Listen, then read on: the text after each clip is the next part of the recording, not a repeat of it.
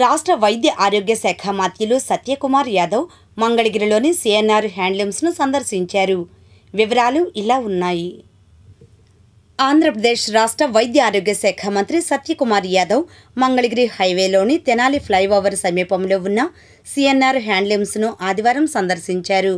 ఈ సందర్భంగా అక్కడ ఏర్పాటు చేసిన స్టాండ్ మగ్గంపై స్వయంగా మంగళగిరి పట్టుచీరను నేస్తూ చేనేత కార్మికులు చేతితో నేస్తున్న విధానం పట్ల మంత్రి ఆసక్తిని కనబరిచారు. మగ్గం వద్ద కూర్చుని తానే స్వయంగా చీరను నేస్తూ కార్మికుడితో షాప్ సిబ్బందితో ముచ్చటించారు. వారి శ్రమను అభినందిస్తూ చేనేత పరిశ్రమకు తన మద్దతును వ్యక్తపరిచారు.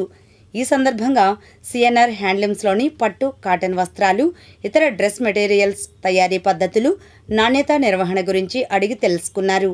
చేనేత రంగాన్ని రాష్ట్ర అభివృద్ధికి ఒక మూల స్తంభంగా అభివర్ణిస్తూ ప్రభుత్వం అందిస్తున్న ప్రోత్సాహం వల్ల ఈ రంగం ప్రగతి పదంలో సాగుతోందని పేర్కొన్నారు.